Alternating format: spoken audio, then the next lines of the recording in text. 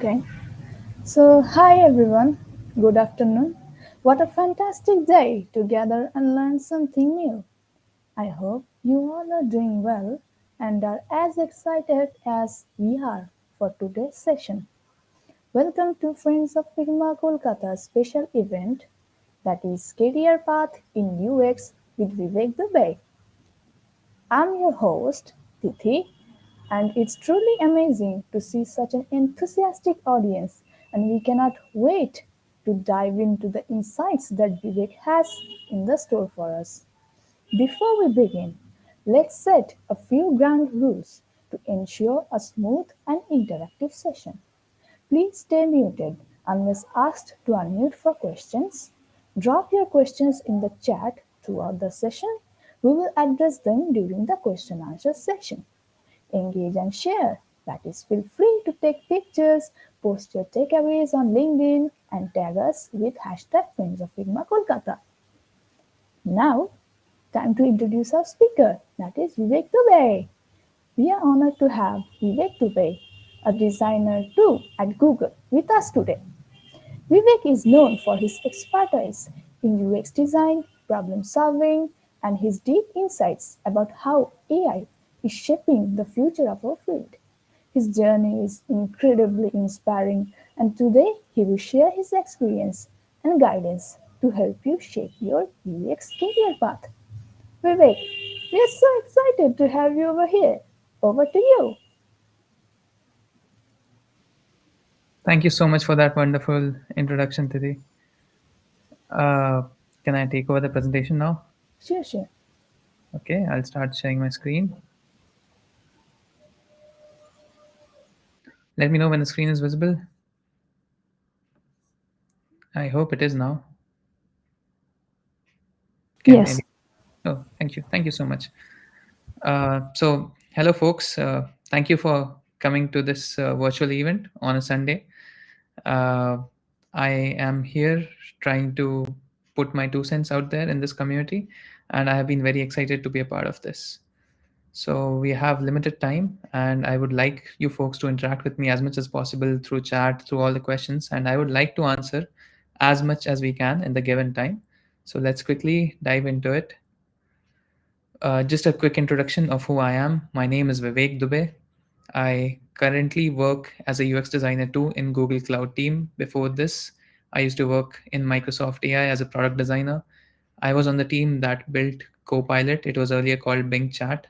So we were the designers who first worked on AI things in India and at the global level. Before that, I had my own startup. The startup was called Blob. It was a hyperlocal e-commerce app. I worked in that startup for 2 years, but we couldn't raise funding on time, so we had to shut it. And after that, I had joined Microsoft.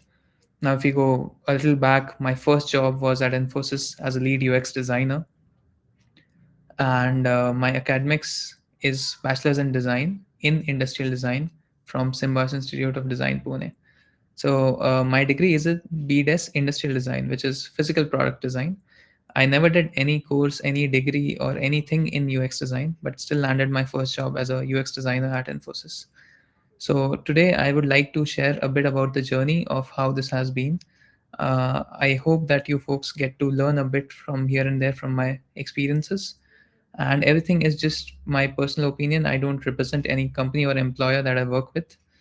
So just have fun, ask questions, and I'm here to learn as well. So if I'm saying anything wrong, or if you find a better alternative to something, please suggest it in the chat. Now, going further, just a few things I do beyond UX design. I like to sketch, I like to code, I like to build things using electronics, robots, and I usually dwell in a lot of hobbies over my weekends. Regularly, I've been called to different colleges and events and seminars to give talk on how my career has been shaped.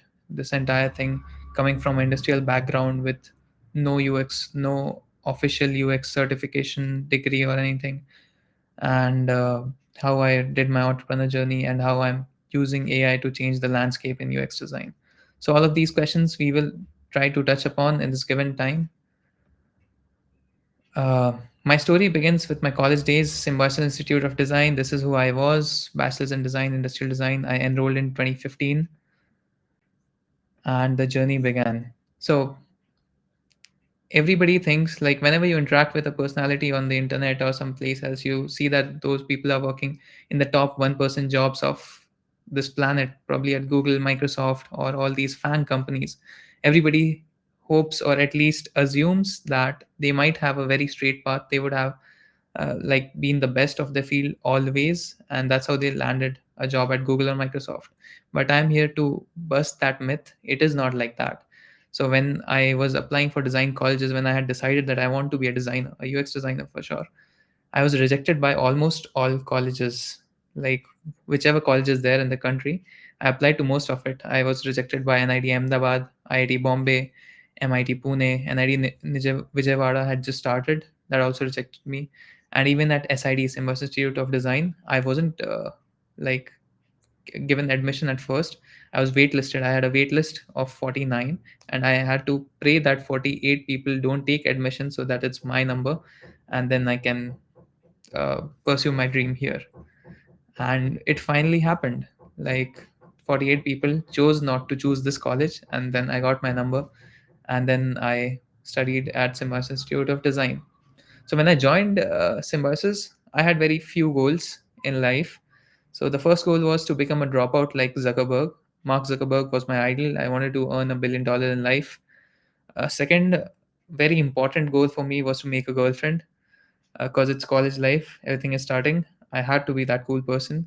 Third was to go for student exchange program, and fourth was get placed with the highest package as an industrial designer. I wasn't even aware of what UX design is at the moment at that time, and I really wanted to be an industrial designer, probably get into automobile designing.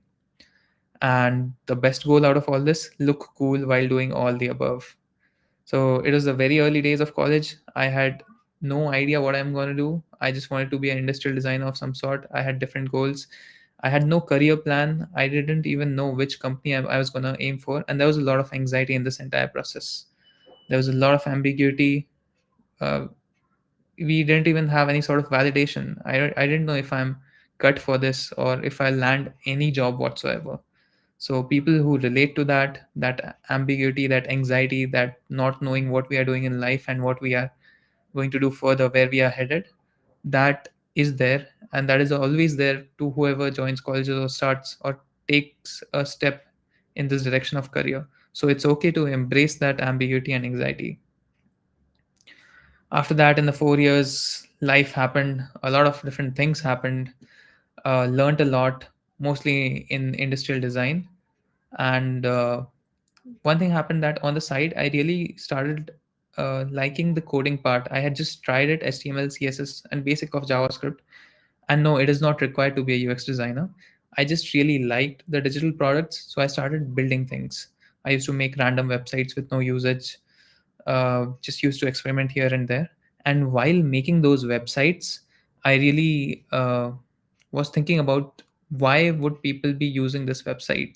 And when I tried answering those questions, I used to get into the domain of UX design. I started reading a lot about it, and then eventually, in my third year, I decided that I don't want to be an industrial designer anymore.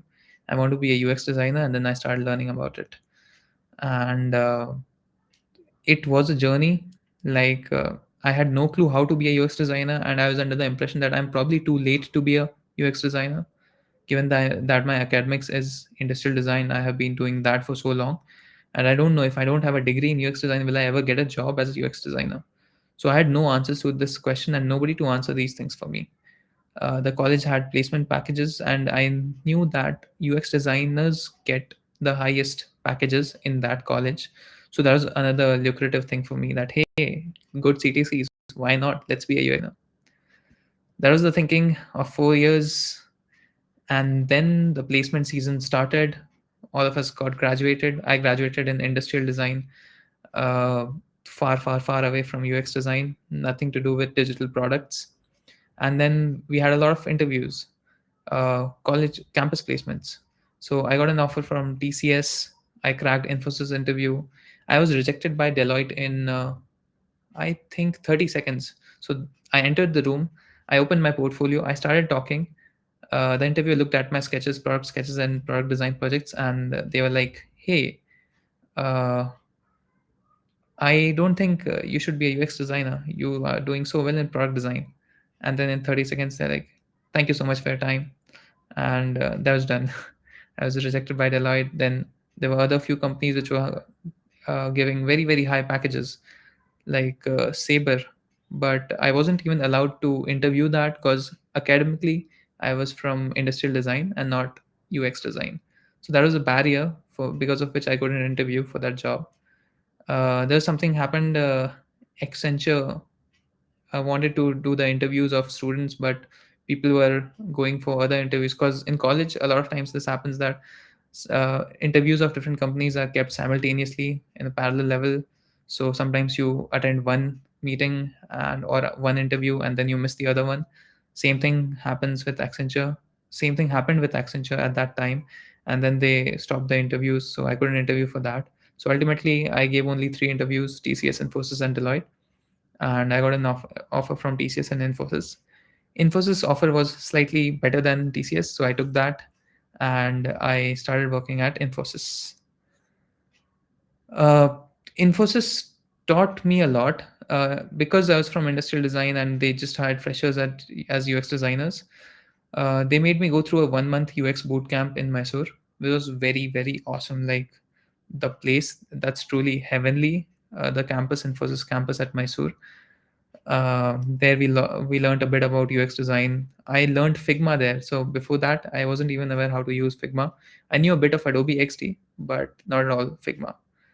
And because I'm coming from industrial design, I always had that feeling of a con artist that hey, I'm not a UX designer. I'm an industrial designer who's just keeping this cover of a UX designer, and hopefully they'll not catch me, and I will just be an average designer here and there, and I'll make do with life.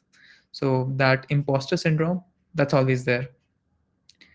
And while working at Infosys and while doing projects, I got to know that most of the things that we do in industry, especially in service-based companies, it's not proper hardcore UX design.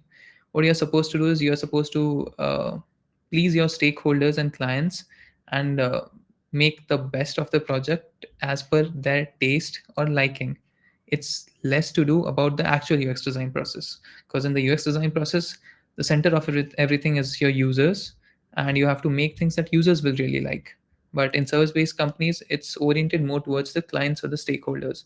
If your stakeholders want something, then that becomes like the main command or brief that you have to follow. You have to make it for the stakeholders and not for other places. In between Infosys, Rhode Island School of Design workshop happened. RISD workshop of 1 month. RISD had a tie-up with Infosys, so they were training UX designers from Infosys. That's like the best 1 month ever spent in all my academic career. I got to learn so much about service design, UX design, and not just visual interfaces or UI, more about how to think about problems. How do you take a step back and think about the bigger picture? Like problems start even before the brief that you're getting. That if your brief is that, hey, on my e-commerce platform, the checkouts are not very high, and in fact, the checkout numbers are dropping. What is the problem? The brief doesn't start at the checkout page. It starts at the brand perception of how your brand is being perceived by the users, and you have to think of a lot of different factors before actually deep diving into UI. So that was a learning that I still go back to whenever I'm working on any challenging project. That this is just not UI that we have to handle. It's way more than that. Then Infosys being Infosys, there was a time when I was working for 14 hours a day. It happened. It was during COVID times. It was a tough time. People were just trying to be their best versions, contribute as much as possible, and work hours used to extend. So that kept on going. And my office was really like 3 to 4 hours of commute from a place in Pune.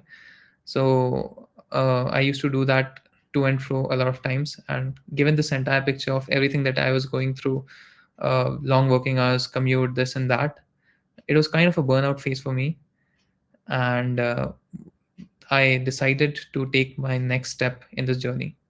But before that, a very important learning to all of you: CTC divided by 12 is not salary. So I would happily disclose my numbers when I go through this journey. At Infosys, my salary was 7.5 LPA, which is 7.5 lakh per annum. That was the CTC. But if you divide it by 12, whatever the number you get, that's not the in-hand salary that you get every month. There are PF deductions, there are tax deductions, and so many other things. So that happened. After that, yeah, this is just some sort of glimpse in my portfolio. I can't share the entire portfolio. Most of it is filled with confidential projects and slides. But in between, I'll give you a glimpse of from which job I picked what and used it as my next thing, as a base for my next job portfolio. So in service-based company, when you're working on a lot of projects, I get this question a lot that, hey, in this company, I worked on these projects for these clients, but all of them are confidential. So how do I put it in my portfolio when I'm applying for jobs after this job? So the answer is you remove the branding first. Like, I made this for a very well known company. I can't take the name of this company. And now, if I have to put it in my portfolio, I removed the logo of that company. I changed anything that would reflect that brand so that people can make a connection. And then I tweaked the wireframe or the mock to remove any classified information, any sensitive data, and even tweak the design a bit so that it doesn't exactly resembles to the design that we delivered to the stakeholders. After making those changes, I can talk about my learnings in this project on the left side, even without taking the name of the company. It was an internal portal for repository tracking and maintenance. It was designed to increase the awareness of usage and so many other things. And what was my learning? Users' existing cognitive affordance were registered and leveraged to make the newer experience more intuitive.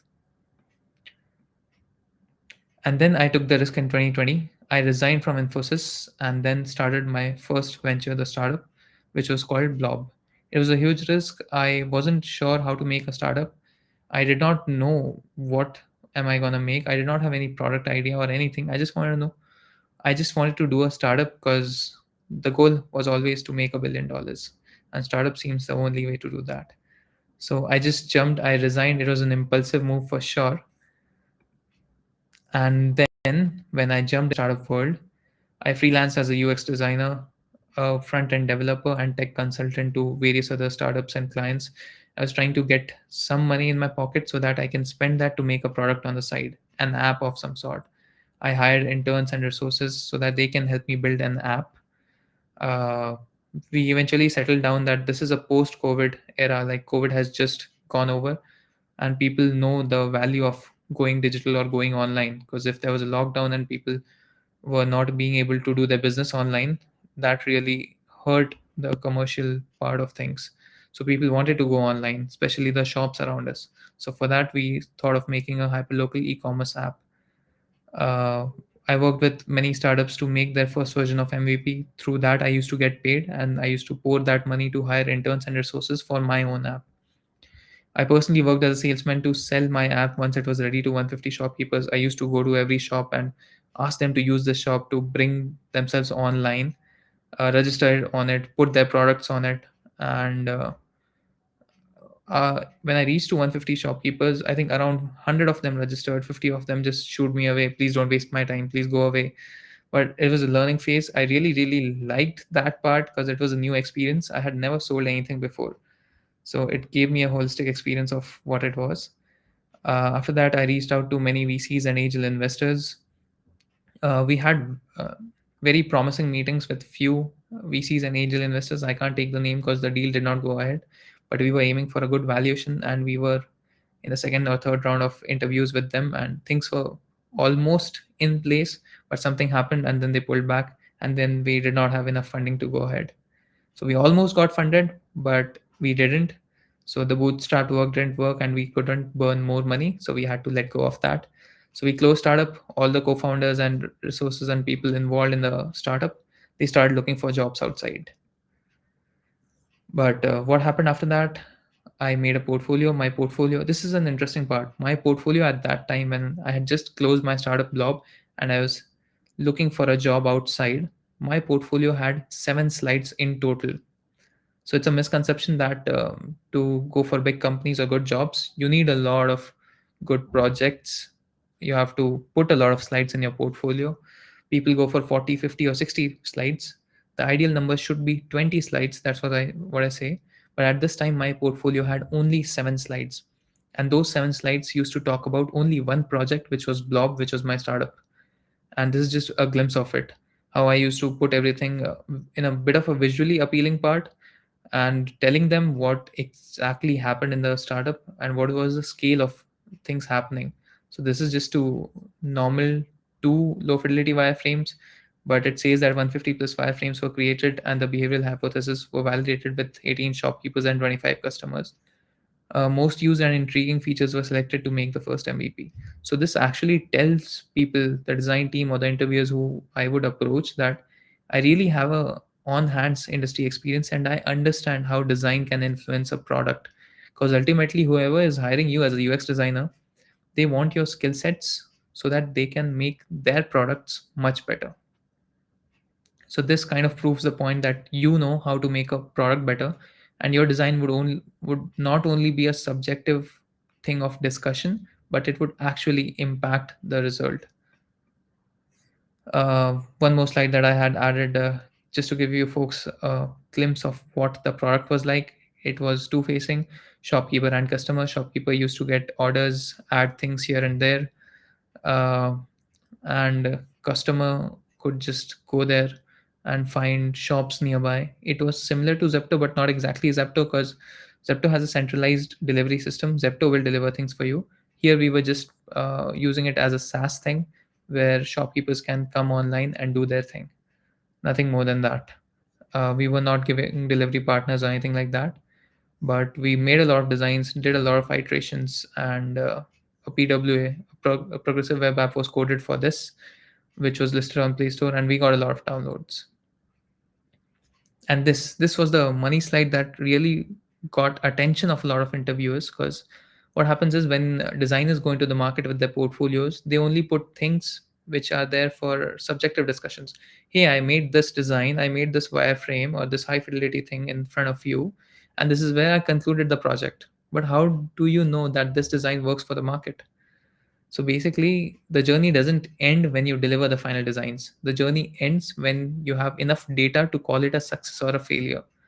You can even have a project in your portfolio which is a failure, but it would still be appreciated if it has reasons and statistics and metrics, so that you can tell why this project was a failure.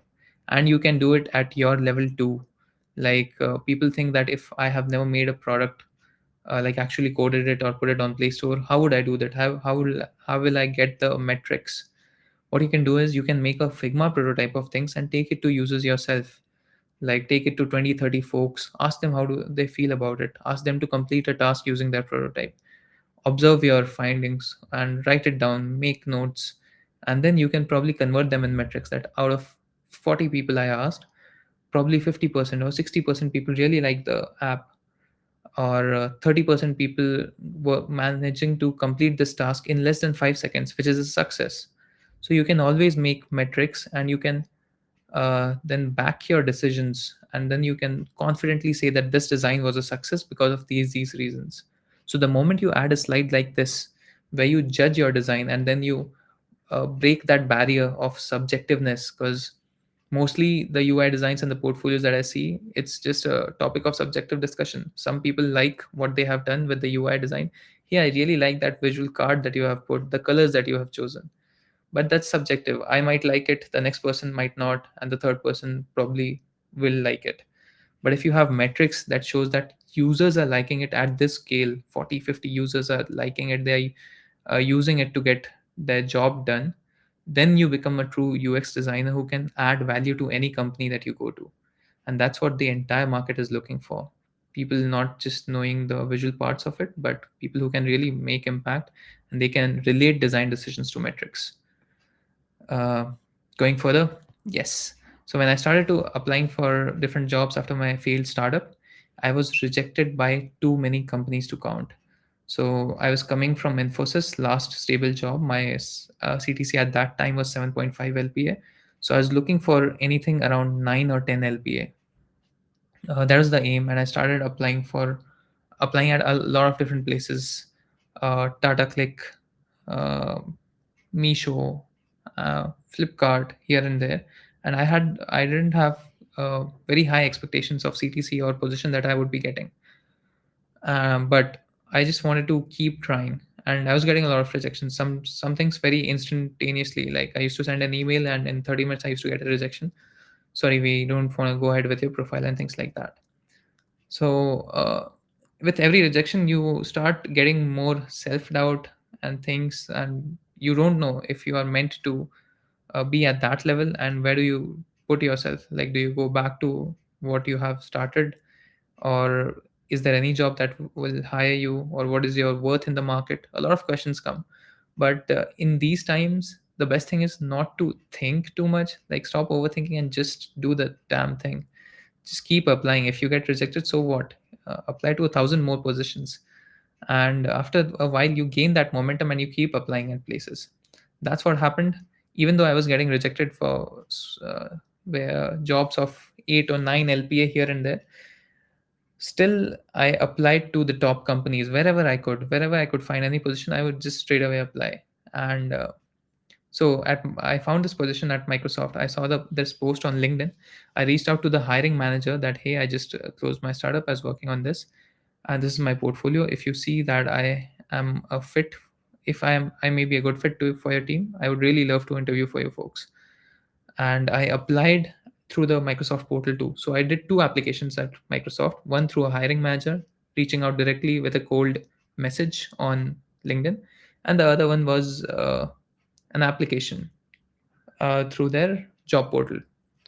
So the job portal, just to give you folks some perspective, I worked at Microsoft, I resigned from Microsoft, and then I joined Google, but the application that was done through the job portal was still under review. So you usually get the jobs through referrals and reaching out to folks directly on LinkedIn. Portals are not that effective. And similarly, in my case, when I had reached out to that hiring manager on LinkedIn, I got an interview very fast. uh, like, I think in a week I had started doing my interviews for Microsoft, and Microsoft interviews were very different than what I had experienced before that. It happens in 4 rounds.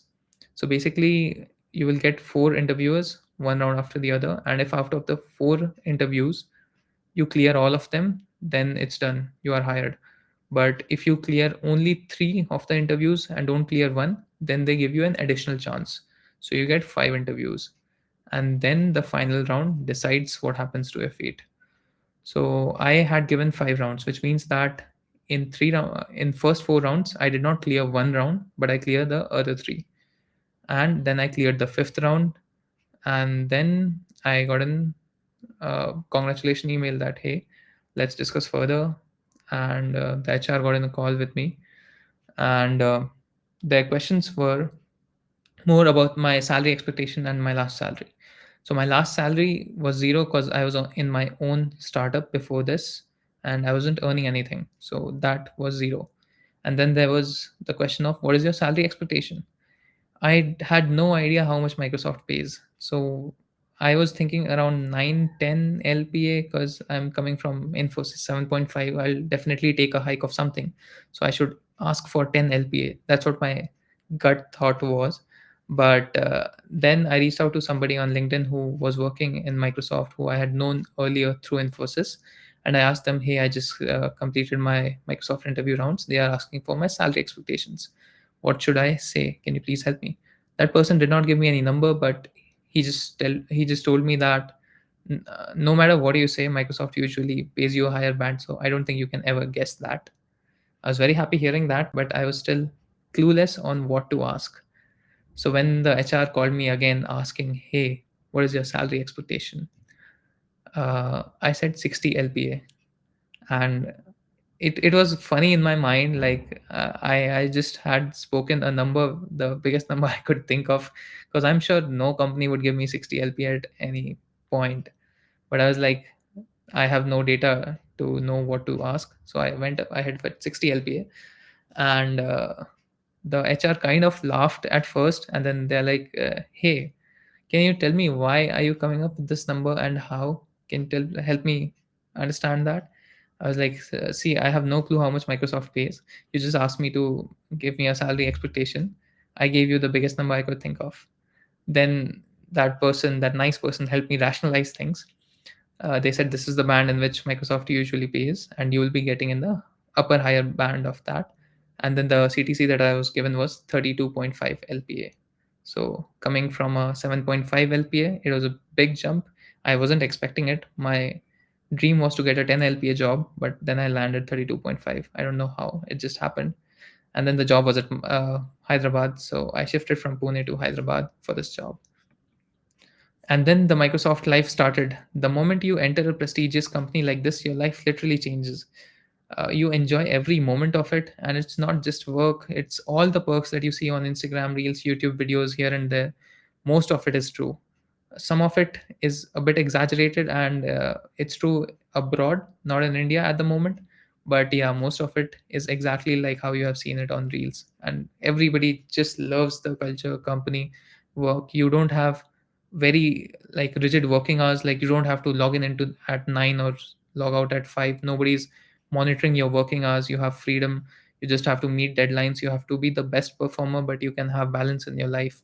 You go to gym, you have free food, you have all sorts of perks, you have the best vacations, and you have that feeling, that prestigious feeling that you are among the top 1% of the crowd, working in the best jobs at the best places. So I really enjoyed working at Microsoft, and the culture was great. Made a lot of friends. We used to have a lot of fun. Work pressure fluctuates everywhere. Like, if there's an escalation, if there are urgent requirements, people give their best. They take the stress, which is a necessary part of life, but most of the time it's just fun everywhere. And that's why it is from the top 1% of the world. uh, so had a lot of fun events. Goa vacation by Microsoft, few seminars here and there. We were just having the best times of our lives. And now comes the work part. Here I'll quickly go through all of it. I'm not supposed to go into details of this because this is a Microsoft project that I had done. Again, I put it on my in my portfolio for my next interview, which is Google, which I'll get into in detail. So basically, a platform where users can add their vehicle and then get service updates and recommendations for their vehicle. This was done for US market. Microsoft was just experimenting with a new product, and I was the main designer in that. This is how we portray the initial uh, stakeholder expectation and user research part in the portfolio. I have tried to sum it up in one slide. The comments that I got from user in my early research and things, user goals that we set, entry points on how people will come to this product, how people will get to know about this uh, product. Microsoft is a huge ecosystem, and they have the benefit and leverage of using their other canvases for people to bring from there to here in this new product. So, for example, they have Windows, MSN Hub, Bing Search. If at any of these places they put just one single banner saying that, hey, Microsoft has come up with this new product, they will get a lot of clicks and people will visit this product. So acquiring users will not be a big problem if we are leveraging the Microsoft product ecosystem.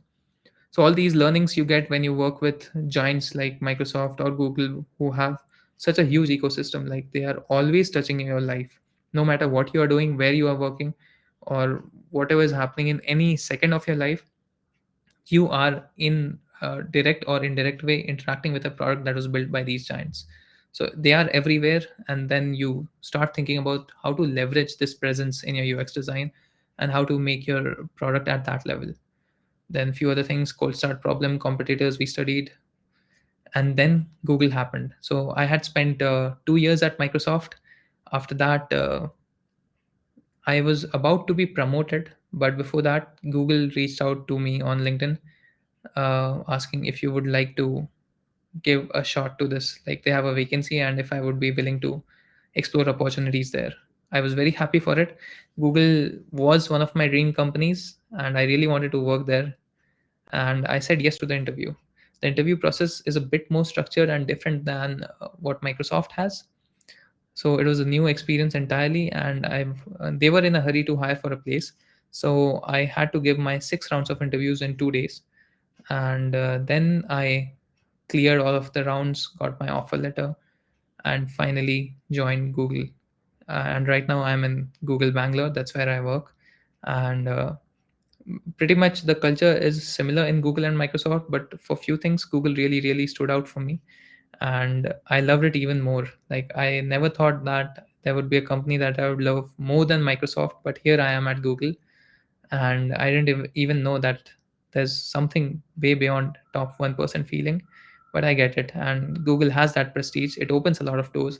The moment you get this tag on your LinkedIn, Instagram, and things just get flooded. I got 31K followers on Instagram. LinkedIn is always flooded with DMs and messages, probably more than 300 or 400 messages, and I can't read all of them. It's not possible. But the attention, the feeling, the prestige that I got with this tag is really something else out of this world. So I finally transitioned from Microsoft to Google. Uh, and when the Google tag happened, all the companies and startups were in my LinkedIn DM. Everybody was asking for my time, and they have vacancies, and they would really want me to try for an interview. I became an influencer somehow on Instagram. I got 31K followers, as I said. People started inviting me for podcasts and things just kept rolling here and there. Uh, yeah, this is so transition process from Microsoft to Google. So when the Google recruiter had reached out to me on LinkedIn, I remade the portfolio, added the My Garage thing of Microsoft, which you just saw, and the interview process was different. This time, when they asked for a salary expectation, I had better ideas on what to say, and I got a way better salary. I can't disclose the amount because I'm currently working at Google, and there are a few things that we are not allowed to say it out in public. And then something called garden leave began. Garden leave is a concept is when you jump from one product company to a other product company in FANG, which is a competitor. So Microsoft and Google are competitors. So if I'm jumping from Microsoft to Google, the moment I declare in Microsoft that, hey, I have accepted an offer letter from Google, they cut my ID access. They take my laptop, and I can't come and work in the office anymore. But I'm still on the payroll. So for 30 to 45 days, I am on payroll. I'll get salary. It's kind of notice period, but I'm not allowed to work. So that's like a paid vacation of 45 days. And that is what is called garden leave. So I took the garden leave in June 2024, went Spiti Valley, danced under the stars, thanked the universe for what had happened, joining Google, and then just can't get over the fact that I'm at Google. I have documented the Noogler life, its essence in a lot of reels and posts here and there on Instagram. And it's been 8 months since I have started working at Google. And today also, there are so many things that I haven't explored yet. And it still keeps me amazed on what a good place this is to work at. And yeah, this experience, that it can't really be captured only in photos, videos, or reels. You have to visit a Google office once, and then you see the brightest of the brightest minds. They are always discussing ideas, having fun around. They are having a balance with fun and work. uh, they have a different approach to designs, new barriers and thoughts and approaches on how to solve a challenge, especially design challenges. All these things, the perspective that you get in this world of like a new design and making products at the global level, not for just one market, but for everybody, which will impact not someone in US only, but like even your colleague, your friend, and the person sitting right next to you. When you have the awareness of this impact and how you are being treated as an employee here, that really is sort of a dream. Like, if you want to be in corporate, I can't find or I can't suggest any better life than this. And I'm very grateful to be at Google because of all these reasons. So just a glimpse of what I have been through.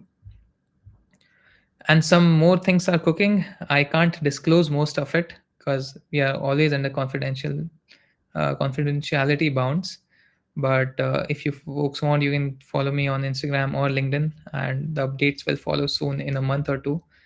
Something major is gonna happen, which I can't disclose yet. So this was all about my career path in UX design, how I became a UX designer, landed a job at the top 1% of the world.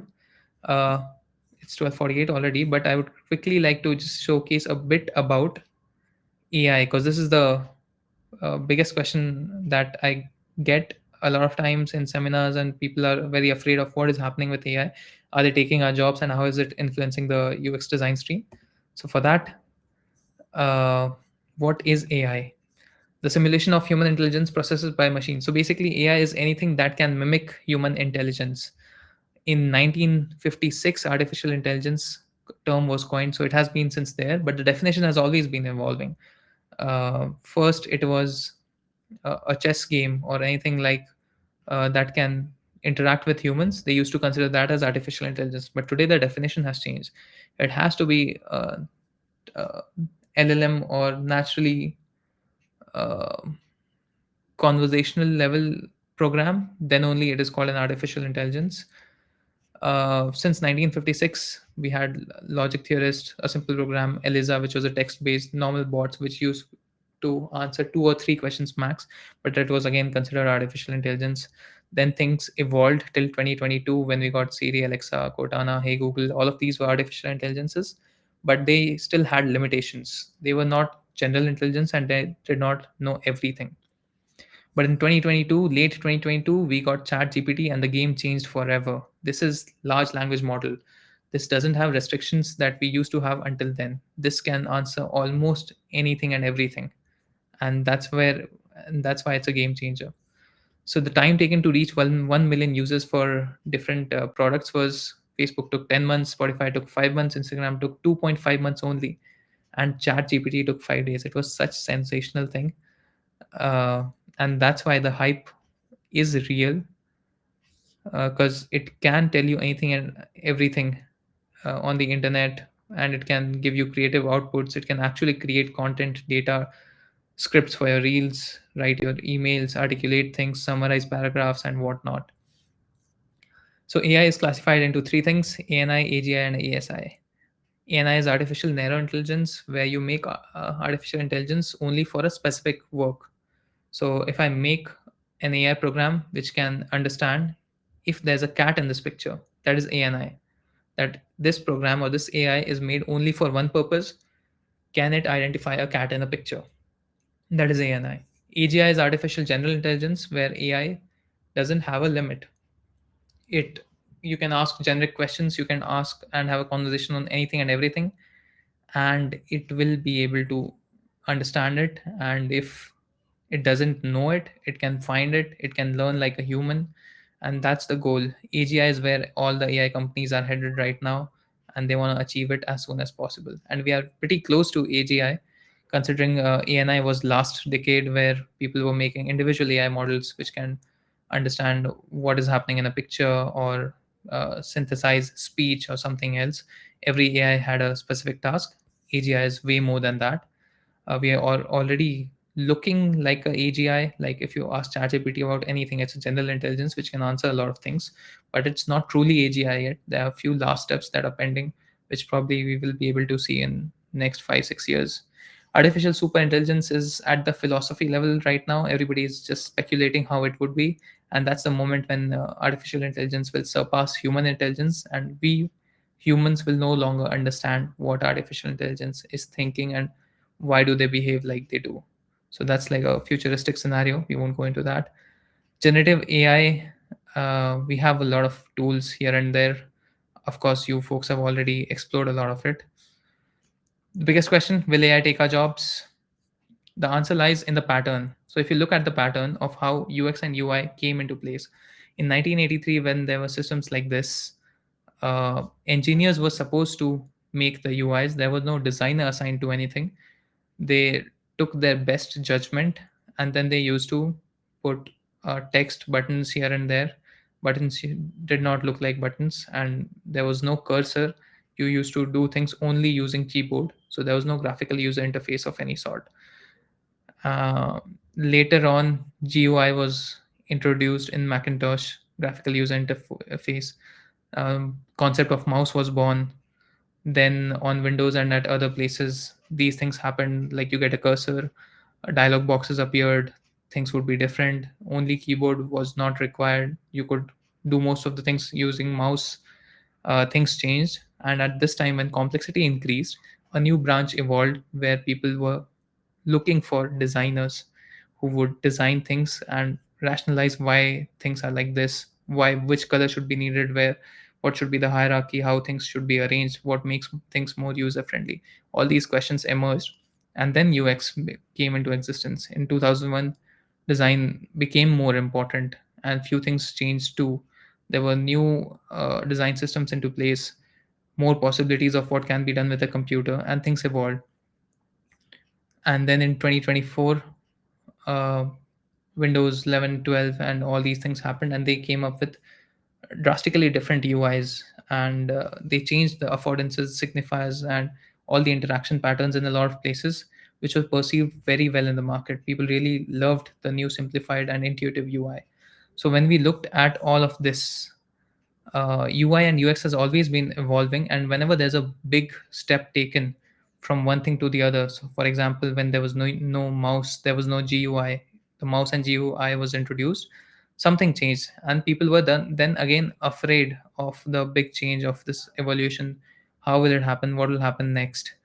Uh, in fact, it presented itself as an opportunity, and a new stream was born of UX and UI because of this cursor and this user interface complication.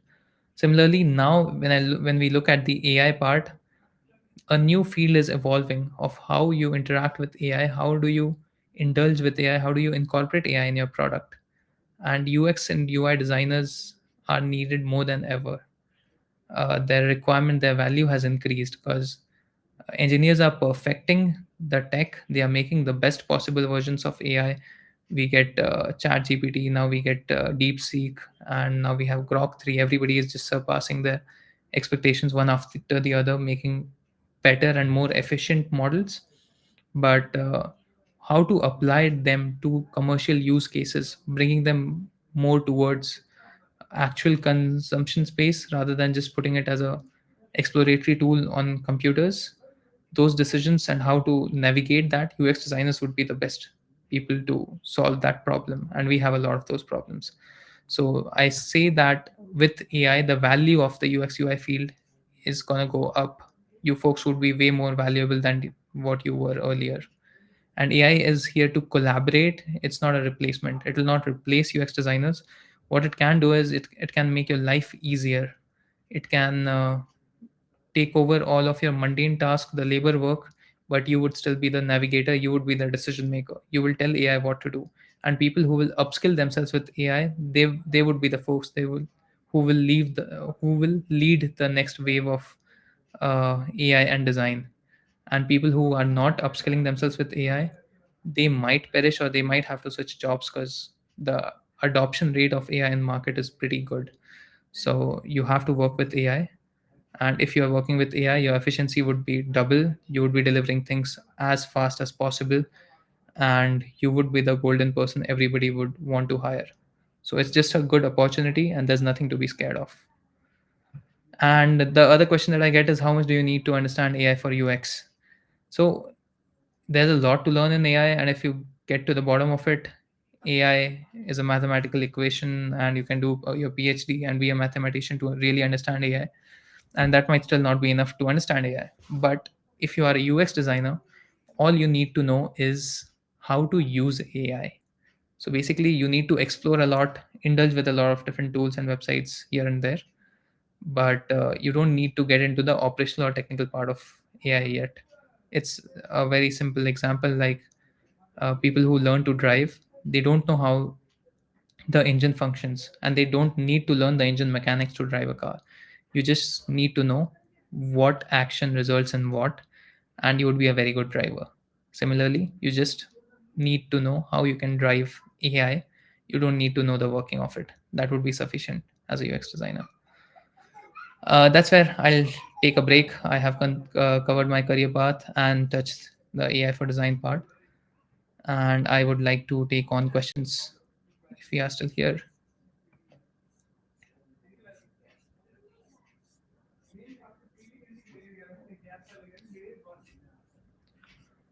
Okay, Q&A.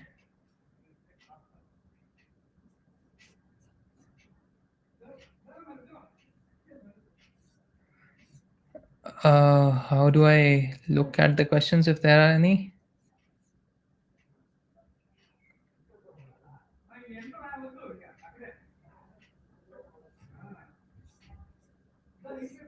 Hi there. Thank you for the enlightening session, and a huge thank you to you again for sharing your expertise and guiding us through the nuances of UX careers and AI's impact on the design. And your insights have truly been eye opening, and I really liked the memes and the puns you used in your slides. To all our attendees, thank you for being such an engaged and enthusiastic audience. We hope today's session gave you clarity, inspiration, and the motivation to take the next step in your UX journey.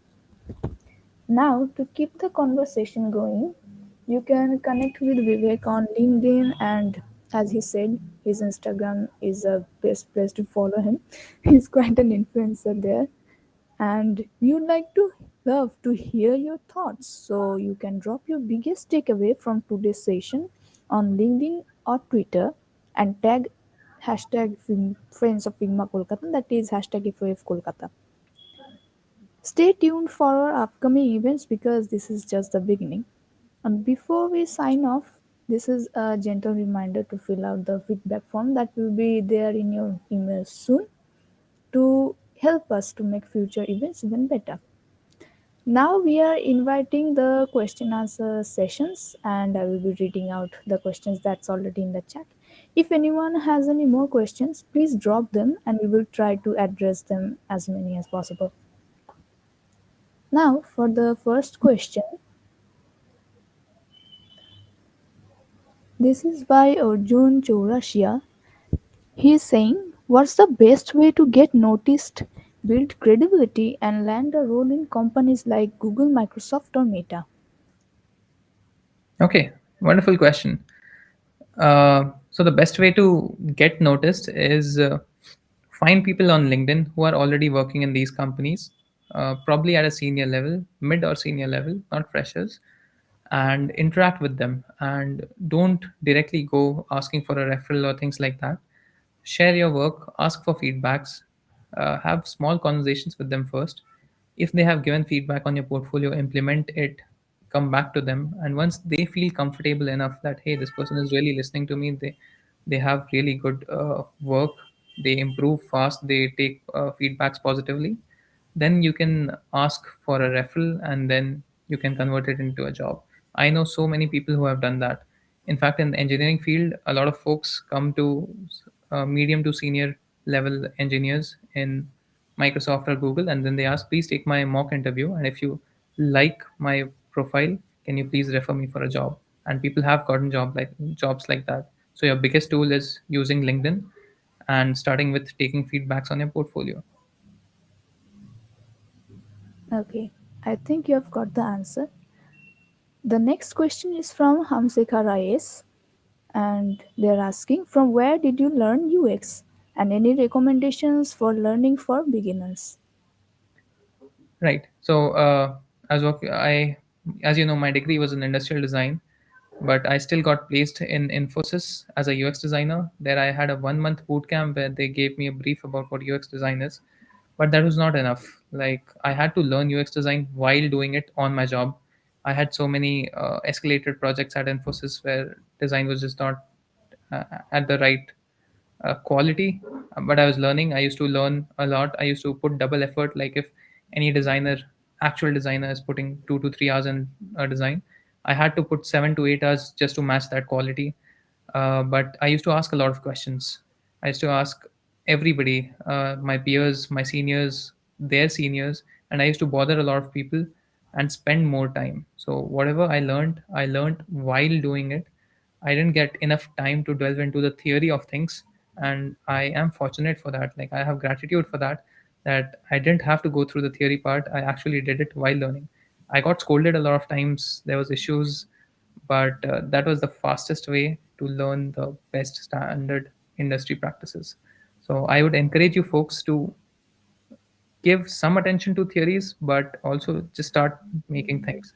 Take as much feedback as possible from as many people as possible. Like go on LinkedIn, send a connection request to 30, 40, 50, or even 100 people. Show them your portfolio, show them a glimpse of what you have been working on, take feedback, and then just keep learning through that. That's the best way. Okay, so the next question is from Ritik Thakur. He's asking that in the recruitment process on LinkedIn, how do talent acquisition professionals identify and reach out to potential candidates who align with a specific job role? What are the key factors or strategies that help ensure that the individuals being approached are a strong fit for the position?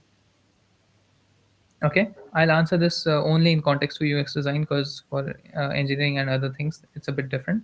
But in UX design, one thing that really stands out is the credibility of you and your LinkedIn profile. Do you have good recommendations from people from the industry? Uh, is your link? What is your LinkedIn title? What is your LinkedIn photo like? And how often do you post about UX design? Have you shared any recent work there? And is the work be good enough? Like, can it grab attention? These are few of the starting pointers that really help recruiters decide in something. But other than this, the part that you should focus on is building a great resume that should not just have your experience but your good projects also. And keep sharing your simple, crisp, and nice portfolios with recruiters. So many times, even if recruiters are not going ahead with your profile for a job, they still keep your profile in the repository or a bank if they really like your profile. So the next time there's a job opening in there, they will first scan that list that they had earlier curated, and you might get a chance very soon. So you have to be super polite. You have to be that worthy that they should remember you, and your portfolios should be crisp and still deliver value in first 15 slides or 10 slides, whatever you choose to go ahead with. That is the secondary part. The next question is again from Arjun. He is stating that he recently dropped out of DTU after 2.5 years of studying interaction design due to financial issues. With his skills and internship experience, he is now looking for a well paying UX design internship or a full time job, but without a degree.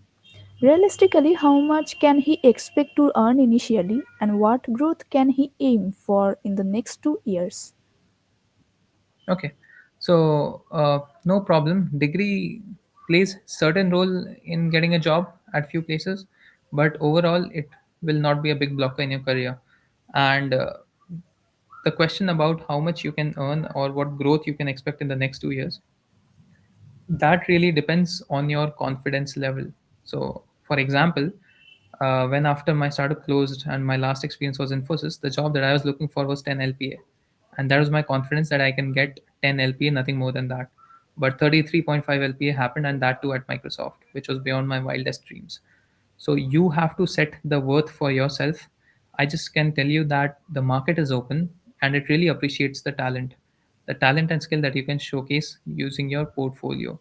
Degree, qualifications, those things come later if your portfolio is that worthy. So make the best of the best work portfolios, and startups would be like inviting you for interviews. They would love you if you have that portfolio.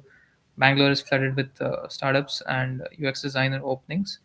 Your first job might be a bit tricky and you might be underpaid a bit, but that would just be like the initial phase of it. Within a year, you will excel if you are very good at your job, and then nothing else will matter. You will find best of the best opportunities here and there.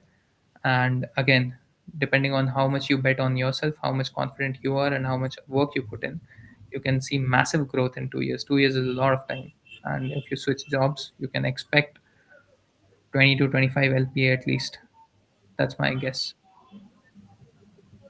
The next question is from Ishika, and she is pursuing Master of Design from NIFT Delhi. Her specialization is in experience design. Her question is that Infosys does not come to their campus for placement. So, if she has to apply for a job there as a fresher, how you think she should do that? Also, if you think that in today's scenario the US design industry is saturated and it's tough to find a good enough job in this space. Okay. Two questions. First question is, how do you approach those companies which are not coming to your college for placement? LinkedIn. The fastest and the best way is use LinkedIn. Uh, you'll have to knock on a lot of doors, but if you do knock on a lot of doors, somebody will open the door.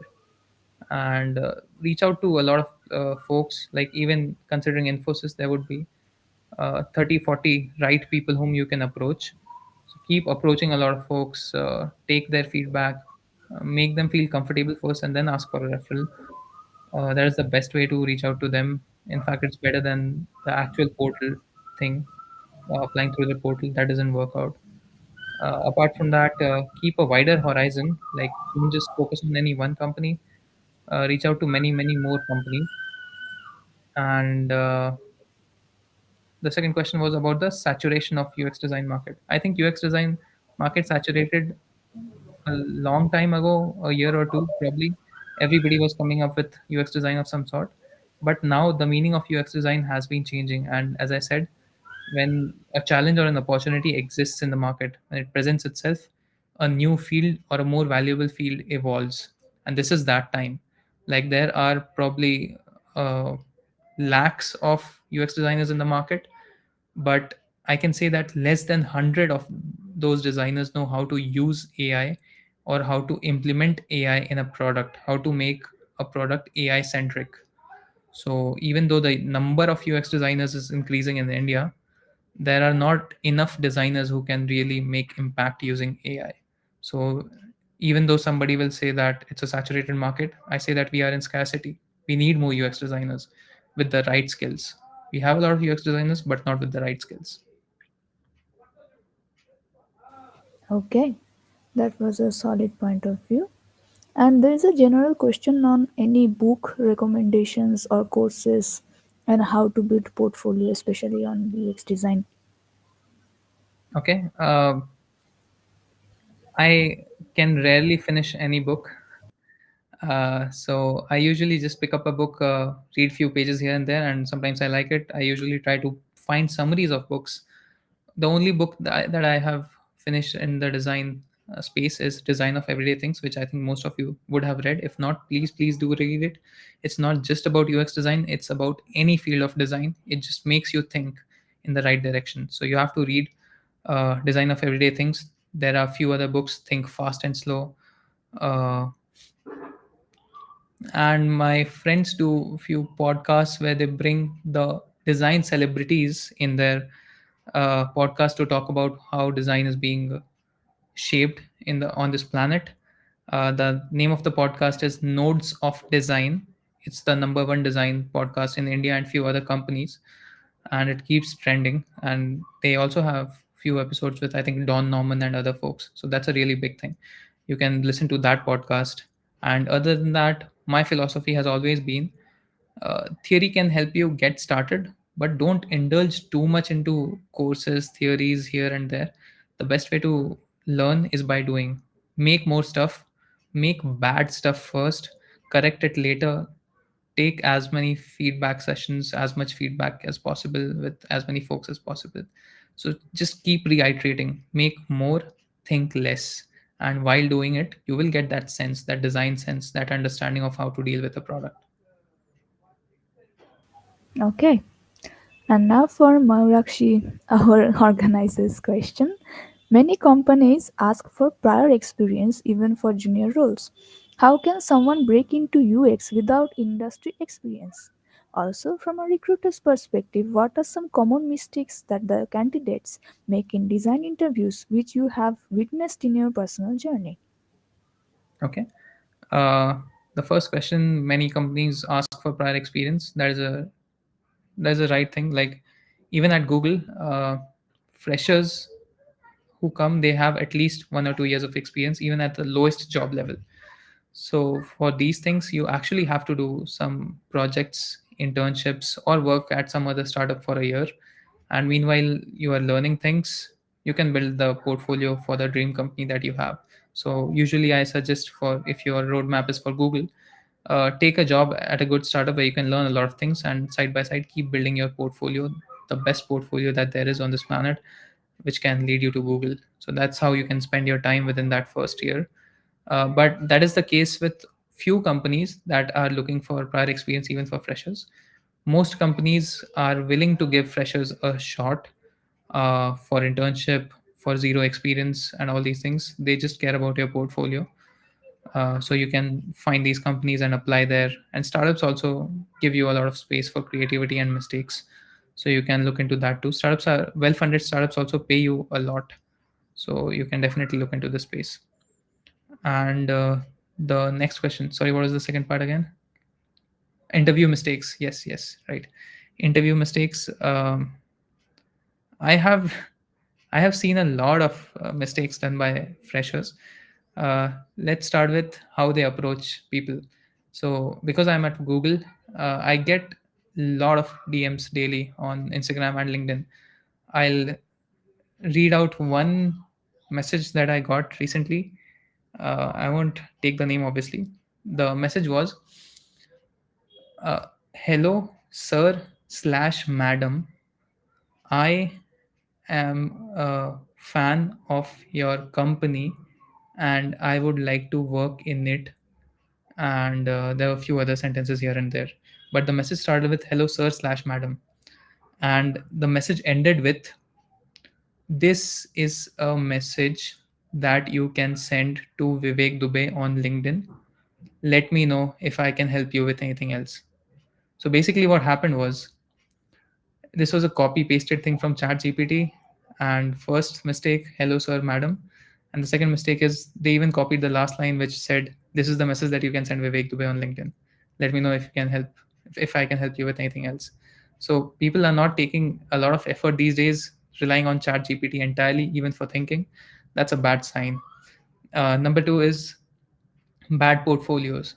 Like, what is a bad portfolio? There are many ways to define it. The first indication is too many slides. If you have 35, 40, 50, 60, 100 slides, that's not going to cut it. Nobody's going to look at your portfolio. Keep it as short and crisp as possible.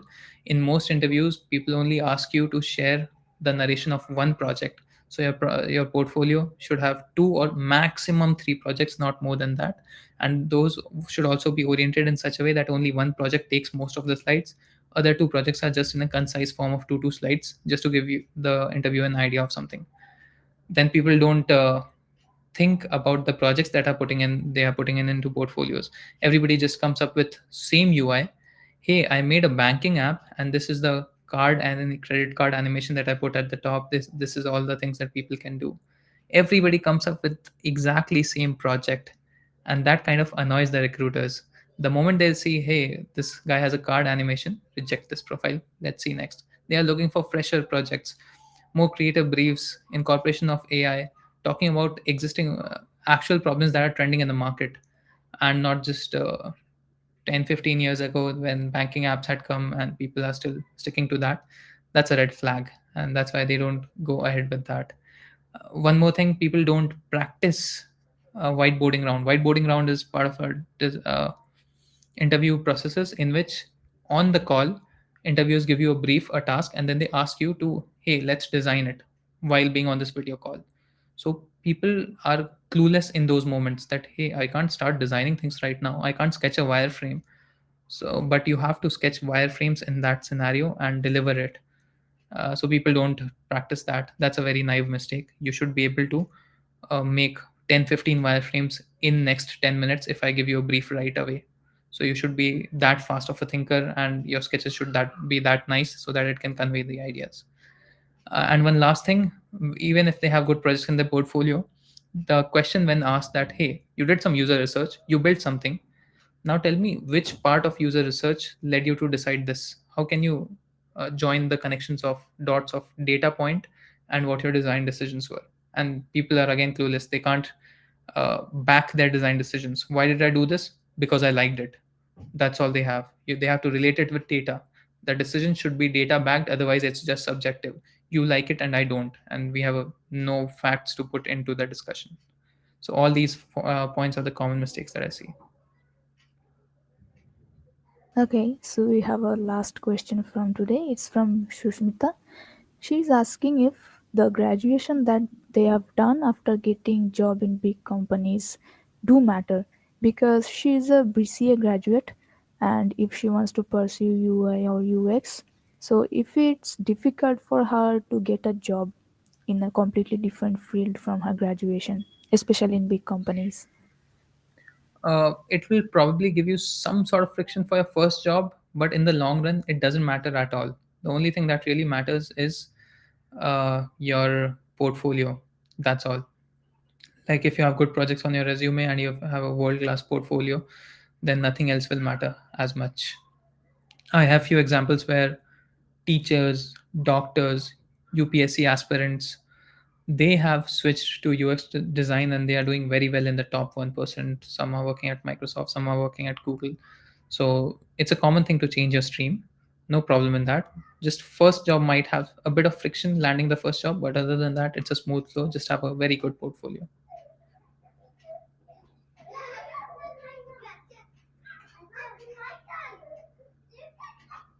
Okay. So that's all the time we have for the question and answer today. Thank you all for your amazing questions. We are closing it, and thank you for putting in such informative and indulging questions that we really wanted to know the answer for. Now, going to the last part of today, we have our QR code for joining the community. If you really liked our sessions and want to be a part of a community, here's your chance to do so. Thank you, Vivek, again for the wonderful session hosted on a Sunday, which is an off day anyway. People don't want to join sessions on Sunday mornings, especially. And if you have taken any pictures or slides, I mean screenshots, feel free to post them on social media, tagging us, and you can tag the speaker as well. We can repost and bring it to light if you want. That will give you an edge over others who did not join actually. They did quite miss a lot of information. Once again, thank you everyone for bringing out the time and being such an engaged and enthusiastic audience. We hope today's session gave you clarity, inspiration, and the motivation to take the next step in your UX journey. Thank you. Thank you, everybody. Thank you for hosting me, friends of Figma Kolkata.